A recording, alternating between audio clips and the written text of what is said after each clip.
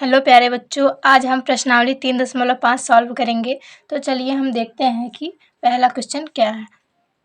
यहाँ 60 के लिए दो भिन्न भिन्न गुणनखंड वृक्ष दिए गए हैं, इनमें अज्ञात संख्याएं लिखें। यानी कि यहाँ पे देखिए गुणनखंड वृक्ष दिए गए हैं, इनमें जो स्थान खाली है उनको हमें भरना है। तो क्या करेंगे, सबसे पहले समझ लेते हैं गुणनखंड। तो गुणनखंड में हम क्या होता है, दो संख्याओं को लेते हैं, उनका गुणा करने पे जो हमें लाना होता है वही लाते हैं। तो देखिए यहाँ पे है 60।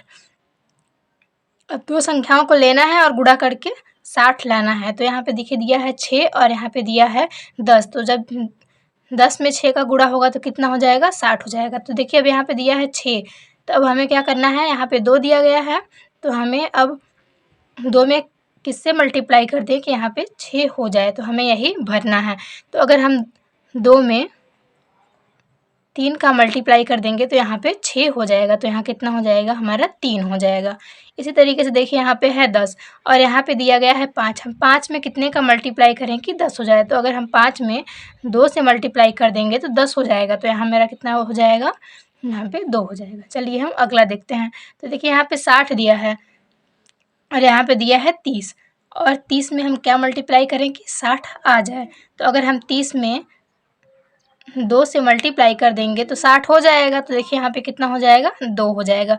अब देखिए यह है और हमें क्या लाना है, 30 लाना है। तो अगर हम 10 में 3 से मल्टीप्लाई कर देंगे तो यहाँ 30 हो जाएगा। तो यहाँ पे कितना हो जाएगा, 3 हो जाएगा। अब यहाँ पे 10 है, तो अब हमें 10 को 2 पार्ट में डिवाइड करना है। तो यहाँ पे 5 तो पहले से दिया हुआ है, तब हम क्या करेंगे, 5 में हम अगर 2 से मल्टीप्लाई कर देंगे तो यहाँ पे 10 हो जाएगा। तो यहाँ पे कितना हो जाएगा, 2। तो ये आपको समझ में आ गया होगा।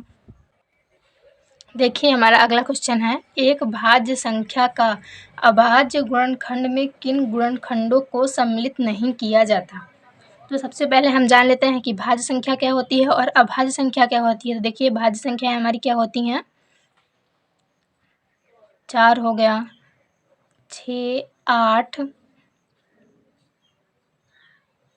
9 इसी तरीके से होती हैं। और अभाज्य संख्या क्या होती हैं, अभाज्य संख्याएं लिख लेते हैं। तो देखिए 2 हो जाएगा, 3, 5, 7, 11 इसी तरीके से ये होती हैं। तो यहाँ पे देखिए क्या कहा है, एक भाज्य संख्या का अभाज्य गुणनखंड में किन गुणनखंडों को सम्मिलित नहीं किया जाता। तो चलिए हम कोई भी एक भाज्य संख्या लेते हैं और पहले इसका गुणनखंड करते हैं। तो 8 ले लिया हमने यहाँ पे। तो देखिए चलिए इसका अब हम गुणनखंड करेंगे तो हो जाएगा 1 हो जाएगा, 2 हो जाएगा, 4 हो जाएगा और 8 हो जाएगा। तो देखिए अब यहाँ पे ये इसका गुणनखंड हो गया है। तो अभाज्य गुणनखंड में क्या होता है, अभाज्य गुणनखंड में हम अभाज्य संख्याओं को लेते हैं। जैसे कि देखिए अभाज्य संख्या क्या होती है, जो कि स्वयं कटती है या फिर 1 से कटती है, इसके अलावा वो किसी अन्य संख्या से नहीं कटती है। तो इसका क्या हमारा आंसर हो जाएगा कि एक भाज्य संख्या का अभाज्य गुणनखंड में किन गुणनखंडों को सम्मिलित नहीं किया जाता है, ये हमसे पूछा गया है। तो इसका क्या आंसर हो जाएगा कि एक जो है भाज्य संख्या के अभाज्य गुणनखंड में 1 को शामिल नहीं किया जाता है। तो यहाँ लिख देंगे, एक भाज्य संख्या का अभाज्य गुणनखंड में 1 को शामिल नहीं किया जाता। तो यही हमारा आंसर हो जाएगा। देखिए अब हमारा अगला क्वेश्चन है, 4 अंकों की सबसे बड़ी संख्या लिखिए और उसका अभाज्य गुणनखंड के रूप में व्यक्त कीजिए। तो सबसे पहले हम जान लेते हैं कि सबसे बड़ी संख्या और सबसे छोटी संख्या हम कैसे लिखते हैं। तो यहाँ देखिए दिया है 4 अंकों की सबसे बड़ी संख्या, तो जितने भी अंक दिए होते हैं उतने हम 9 लिख के सबसे बड़ी संख्या बनाते हैं। तो चलिए हम यहाँ लिखते हैं 4 अंकों की सबसे बड़ी संख्या, तो यहाँ पे कितना हो जाएगा 999 यानी कि 9999। तो ये हमारी 4 अंकों की सबसे बड़ी संख्या हो गई। तो इसे हमें क्या करना है, अभाज्य गुणनखंड के रूप में व्यक्त करना है। तो चलिए हम इसका अभाज्य गुणनखंड करते हैं। तो हम यहाँ लिखेंगे, तो सबसे पहले देखिए हमारी अभाज्य संख्या क्या होती हैं, 2 हो गया, 3 हो गया, 5 हो गया, 7 हो गया, 11 हो गया, 13 हो गया, इसी तरीके से होती हैं। तो हमें इन्हीं संख्याओं को लेना है और इसका गुणनखंड करना है। तो देखिए, और इसको करने के लिए हमें विभाज्यता के नियम को भी याद रखना होगा। तो विभाज्यता के नियम के लिए 2 से कटने के लिए क्या रूल था कि कोई भी संख्या का इकाई अंक जो होगा, अगर 0, 2, 4, 6, 8 होगा तो वो संख्या 2 से विभाजित होगी। तो देखिए यहाँ पे इकाई का अंक तो 9 है, इसका मतलब ये 2 से विभाजित नहीं होगा। तो अब हम 3 को लेते हैं। तो 3 से देखते हैं, तो 3 के लिए क्या रूल था, हम सभी अंकों को जोड़ते थे, अगर वो 3 के पहाड़े में आता था तो उससे 3 विभाजित होता। चलिए इसको जोड़ते हैं, 9 + 9 + 9 + 9, तो कितना हो जाएगा, ये 36 हो जाएगा। और 36 12 बार में 3 से कट जाएगा, यानी कि 12 तियां 36। तो ये 3 के पहाड़े में आ रहा है, इसका मतलब ये 3 से कट जाएगा। तो यहाँ हो जाएगा 3 त्रिका 9, 3 त्रिका 9, 3 त्रिका 9, 3 त्रिका 9। फिर उसके बाद देखिए यहाँ पे 3 3 है, तो ये 3 से कट जाएगा। तो 3 एकम 3, 3 एकम 3, 3 एकम 3। फिर उसके बाद देखिए किससे कटेगा, ये हम कटेगा 11 से। 11 एकम 11 और यहाँ पे 0 करेंगे, यहाँ पे हो जाएगा 11 एकम 11। अब ये खुद 101 से कटेगा, क्योंकि 101 जो हमारी है ये अभाज्य संख्या है, तो ये 1 हो गया। और 1 आता है तो हमारा इतने यहीं पे अभाज्य गुणनखंड हो जाता है। तो क्या हो जाएगा, इसका अभाज्य गुणनखंड क्या हो जाएगा, 3 × 3 × 11 × 101, जो कि बराबर किसके होगा, जब हम इनका गुणा करेंगे 3 × 3 × 11 × 101, तो इस 9999 के बराबर आएगा। तो यही हमारा आंसर हो जाएगा। चलिए हम अगला क्वेश्चन करते हैं। तो देखिए यहाँ पे है, 5 अंकों की सबसे छोटी संख्या लिखिए और उसे अभाज्य गुणनखंड के रूप में लिखिए। तो अभी देखा हमने इस 4 अंकों की सबसे बड़ी संख्या ली थी, अब यहाँ पे हमें 5 अंकों की सबसे छोटी संख्या लिखनी है। तो सबसे छोटी संख्या कैसे लिखते हैं, 1 लिखते हैं, फिर उसके बाद 0 0 बढ़ाते हैं, जितने अंक की संख्या हमें लिखनी होती है। तो यहाँ चलिए लिखते हैं 5 अंकों की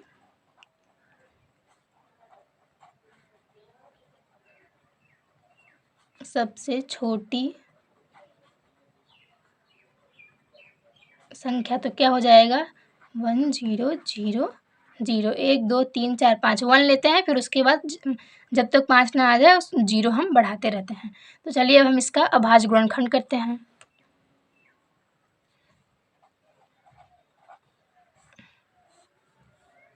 तो देखिए ये 2 से कट जाएगा, क्योंकि इकाई का अंक क्या है, 0 है। तो 2 से इसको काटते हैं, तो देखिए हो जाएगा 2 पंचे 10 और 0 0, अभी भी इसमें 0 है तो 2 से कट जाएगा, 2 दूना 4 और यहाँ पे 1 हो जाएगा, तो 10 हो जाएगा, 2 पंचे 10 और 0।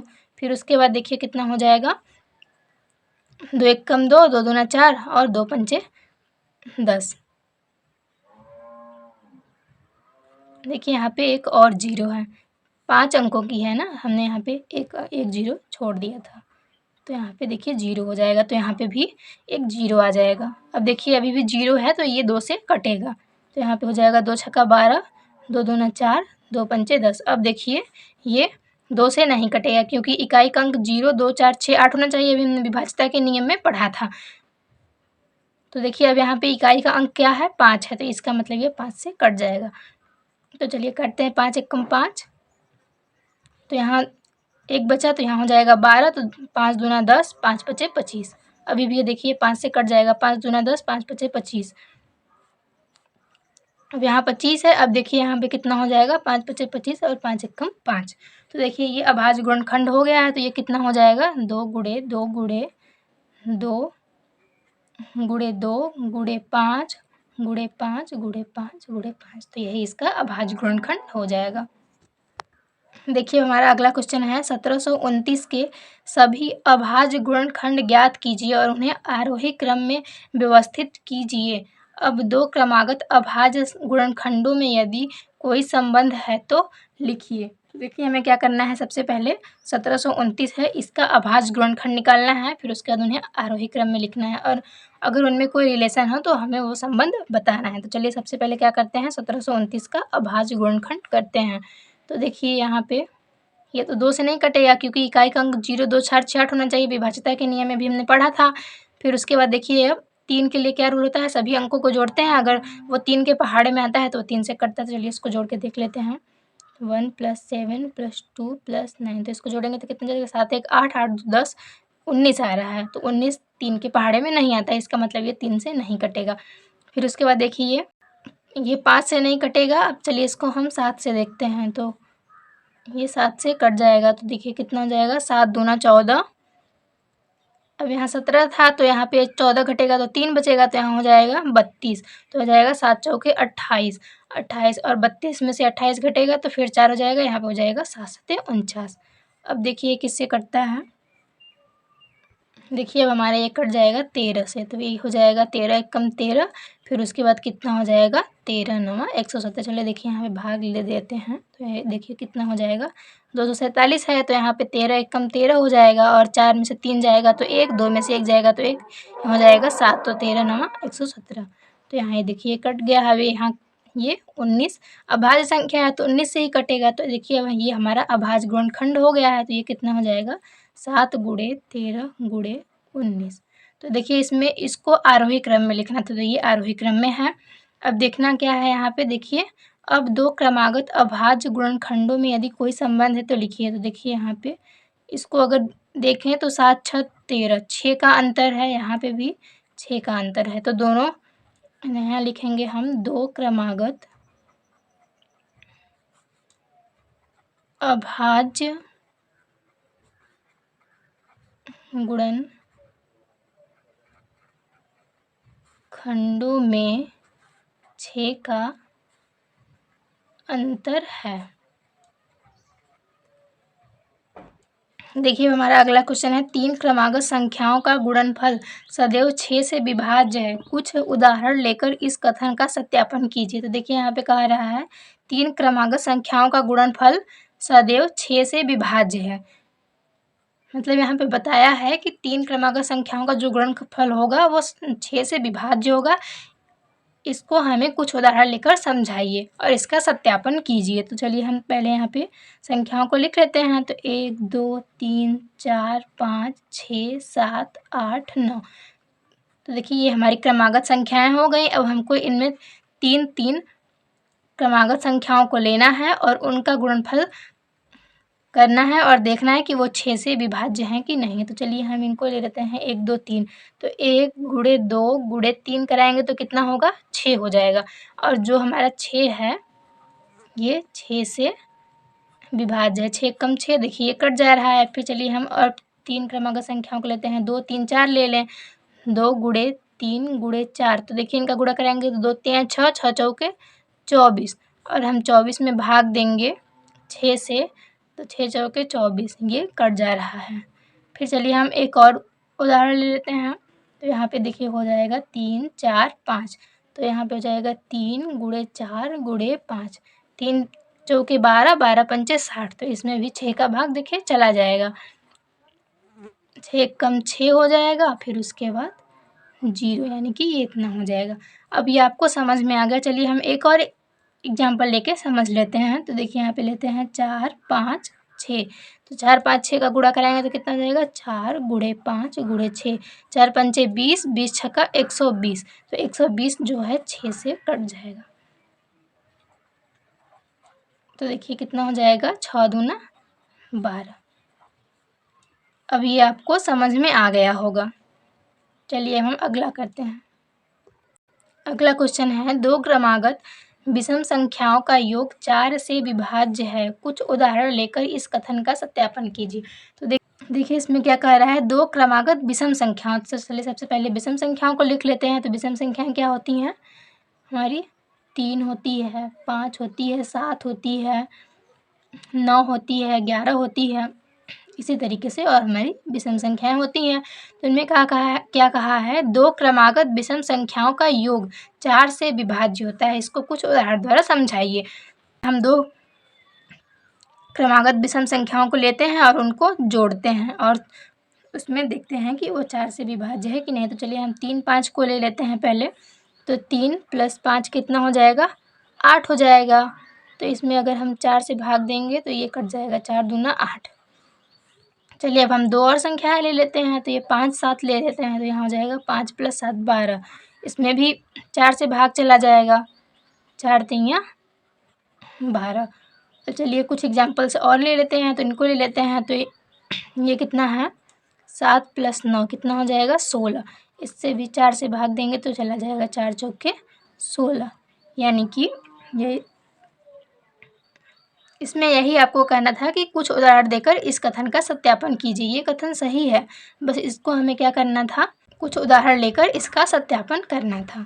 तो चलिए हम अगला देखते हैं। तो यहाँ पे है, निम्न में से किन व्यंजकों में अभाज्य गुणनखंड किए गए हैं। तो देखिए यहाँ पे ये 4 क्वेश्चन दिए गए हैं, इनमें हमें देखना है कि किनका अभाज्य गुणनखंड किया गया है। तो चलिए देखते हैं यहाँ पे 24 का, तो 2 3 4, तो देखिए इसमें 4 है, तो इसका मतलब इसका अभाज्य गुणनखंड नहीं किया गया है। 56 का देखते हैं, तो यहाँ पे है 7 2 2, तो इसका अभाज्य गुणनखंड किया गया है। देखिए यहाँ पे 1 है, 1 यहाँ पे नहीं होगा, तो एक तरीके से ये सही होगा। अगर यहाँ पे दिया है तो भी ये गलत नहीं है, इसका मतलब इसका ये अभाज्य गुणनखंड होगा। और 70 का क्या हो जाएगा, 70 का भी देखिए अभाज्य गुणनखंड होगा, क्योंकि इसमें देखिए ये सभी अभाज्य संख्याएं हैं। और 54 का देखिए 2 और 3 तो अभाज्य संख्याएं हैं, लेकिन ये जो 9 है ये भाज्य संख्या है, इसका मतलब ये 54 का अभाज्य गुणनखंड नहीं है।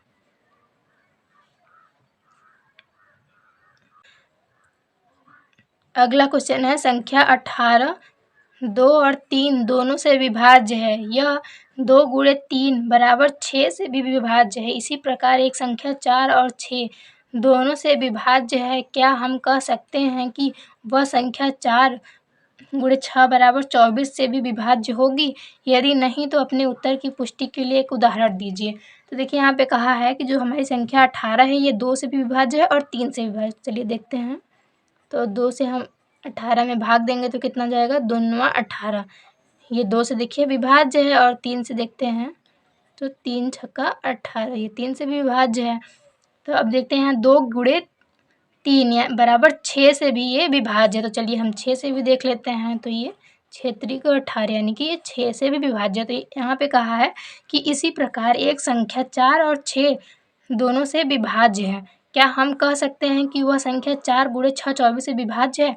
तो देखिए यहाँ पे हम एग्जाम्पल लेते हैं कोई। तो देखिए यहाँ पे है 12 ले लिए, 12 से हम जब भाग दें 12 में हम भाग देंगे 4 से, तो 4 तियाँ 12, देखिए ये 4 से विभाज्य हो गया। 6 से इसको विभाज्य करते हैं तो 6 दूना 12, ये 6 से विभाज्य हो गया। अब देखिए क्या हम 24 से 12 में भाग देंगे तो ये जाएगा? नहीं जाएगा। इसका मतलब ये जो कथन है ये कथन हमारा सही नहीं है। तो यहाँ पे कहा है यदि नहीं है तो अपने उत्तर की पुष्टि के लिए एक उदाहरण दीजिए। तो देखिए ये एक उदाहरण हो गया। इसको हम ऐसे भी समझ सकते हैं कि देखिए 2 और 3 हमारी जो 3 है सह अभाज्य संख्या है, और जो ये 4 और 6 है सह अभाज्य संख्या नहीं है। तो हम इसको लिख सकते हैं, देखिए इसको हम लिखते हैं संख्या 18 2 और 3 से विभाज्य है तथा 2 × 3 = 6 से भी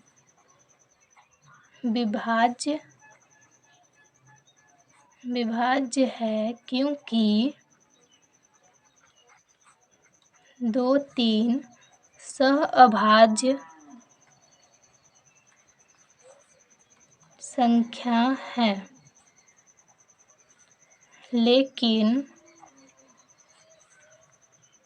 4 6 सह अभाज्य संख्या नहीं है, इसलिए ये कथन जो है सत्य नहीं है। चलिए हम अगला देखते हैं। देखिए अगला है, मैं 4 भिन्न भिन्न अभाज्य गुणनखंडों वाली सबसे छोटी संख्या हूँ, क्या आप मुझे ज्ञात कर सकते हैं? तो देखिए इसमें क्या कहा है, मैं 4 भिन्न भिन्न अभाज्य गुणनखंडों वाली। तो चलिए हम यहाँ पे अभाज्य संख्याओं को लेते हैं, 2, 3, 5, 7, 11, 13 इसी तरीके से हो जाएंगी। तो यहाँ पे क्या कहा है, सबसे छोटी संख्या, तो सबसे छोटी अभाज्य संख्या क्या हो गई, 2 हो गई। उससे फिर क्या हो जाएगी, 3, 5 और 7 हो जाएगी। तो यहाँ पे क्या कहा है, मैं 4 भिन्न भिन्न अभाज्य गुणनखंडों वाली संख्या हूँ। तो क्या करना है, ये देखिए हमें मिल गया, तो 2 गुणे 3 गुणे 5 गुणे 7।